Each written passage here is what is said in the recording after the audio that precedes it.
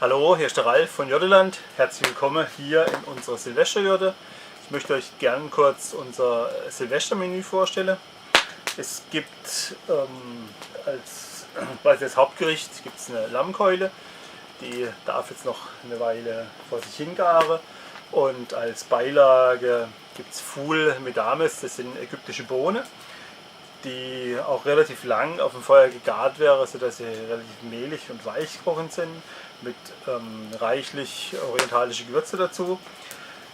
Dazu noch ein libanesisches Fladebrot mit, mit einer Paste aus Sesam und Sumach. Das gibt eigentlich ein Gedicht von Fladebrot, muss man sagen. Und als Nachtisch haben wir dann noch Bratäpfel. Ich denke, wenn wir das alles gegessen haben, dann sind wir schon reichlich näher an Silvester rangerückt. Und guckt euch einfach an, wie wir unser Essen gezaubert haben. Ich denke, es wird eine sehr leckere Mahlzeit.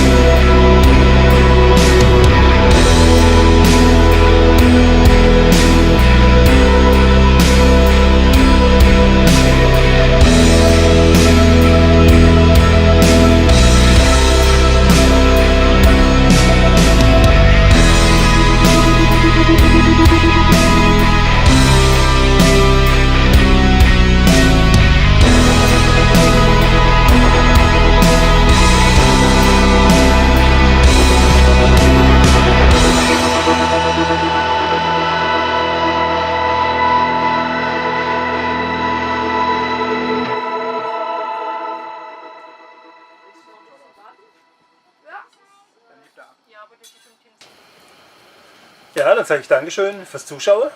Guckt wieder mal rein bei Joddeland, wenn wir hier in unserer Jodde kochen oder wenn wir schon Dinge tun. Abonniert einfach unsere Videos auf YouTube, dann seid ihr immer dabei, wenn es was Neues gibt. Bis dahin wünsche ich euch viel Spaß. Euer Ralf von Joddeland.